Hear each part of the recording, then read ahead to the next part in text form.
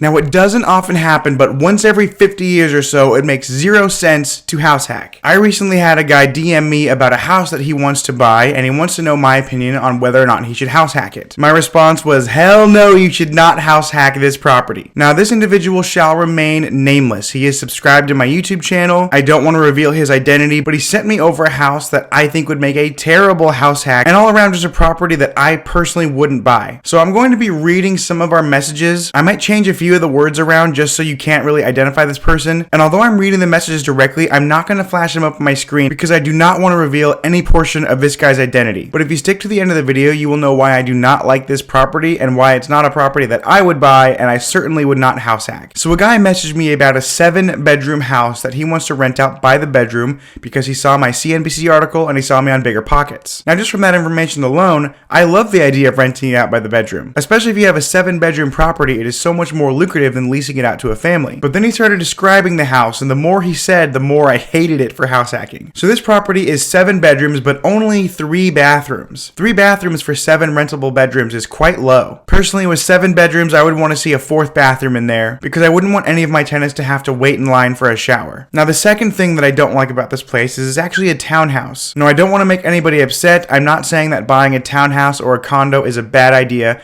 It's just not an investment that I would make. I have no interest in buying one condo in a big building, and I have no interest in buying one townhouse that's in a row of a bunch of other houses that are all connected. The only reason I would buy something like that is if I own the entire building. The other thing is if you live in a townhouse that's attached to other houses or a condo in a building, you could be sharing a wall with a neighbor, and that neighbor could be a total weirdo. They could be making weird sounds late at night. They could be doing weird experiments. They could be a psycho killer. You never know what's going to go on, and you have no control over who that neighbor is. So this particular townhouse is sandwiched in between 2 other places. So there's this townhouse, and there's one on the left, and there's one on the right. So they're in the middle, which is probably like the worst thing you could do. If you're going to buy a townhouse, you want a corner unit. But also, I just personally, if it were me, I wouldn't even buy the townhouse. But that brings me to number 3. The HOA is $105 per month. And as far as HOAs go, that's not actually that bad. But the HOA has some very strict rules. So first and foremost, the HOA clearly says that you are only allowed to park in your designated assigned parking spots. This townhouse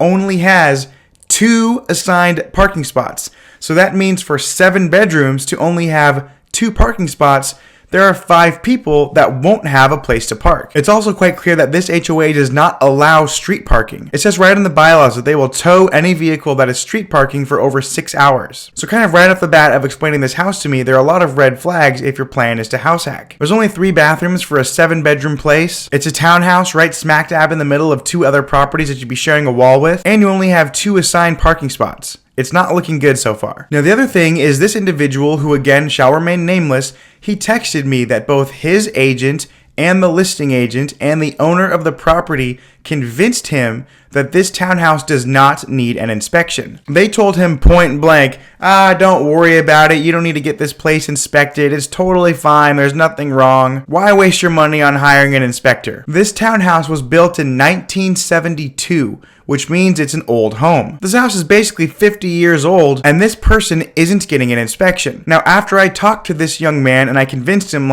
dude, hey, I buy new construction homes. The duplex that I live in was brand new, and I still got an inspection on it. He went back to his agent, and he went back to the seller, and he tried to get an inspection. But the contract was already written, and inside that contract, there was no contingency for inspection. Meaning if this guy changed his mind and wants to get out of the deal, he would lose any earnest money that he put down because there is no contingency for an inspection. And I said, okay, well, hey man, here's the deal. Earnest money is about 1% of the purchase price. So if the house is $500,000, that means your earnest money should be about $5,000. If it were me, I would much rather lose $5,000 than risk buying a potential lemon, which will cost me hundreds of thousands of dollars in the future. Well, then something very interesting happened. The guy took my advice and went back for the inspection. He said, yeah, I understand there's no contingency for it, so I'd lose my earnest money, but I still want to get it inspected. They said no. The real estate agent and the owner said no. no inspections until closing. And closing is when the new buyer would own the home. So basically, they don't want him to get an inspection so bad that they're literally not allowing it until closing. And if he backs out of buying the home, it is written into the contract that he would lose his earnest money. Now, to make matters worse, I mentioned that the earnest money should be about 1% of the purchase price, and in this case,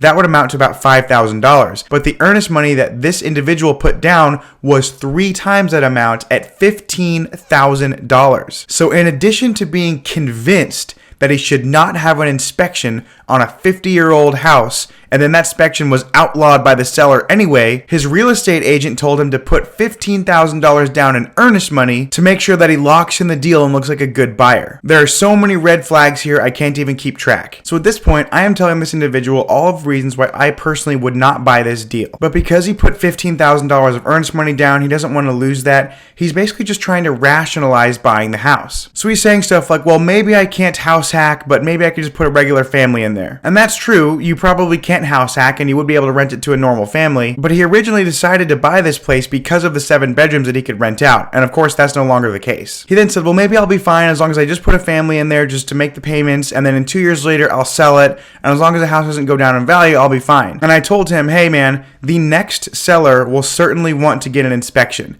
And since you were forbidden from getting an inspection on the house, that tells me that there are a lot of things wrong with it. What that means to you is you will probably have to fix everything that is wrong with it before you sell. And because you haven't had an inspection, you don't know what that number is. That could be $20,000. It could be $200,000. We have no way of knowing. This individual then replied by saying, well, do you think this deal makes sense if there are no hidden costs? And I said, well, still, the answer is no for me because it's still a townhouse. It still has an HOA.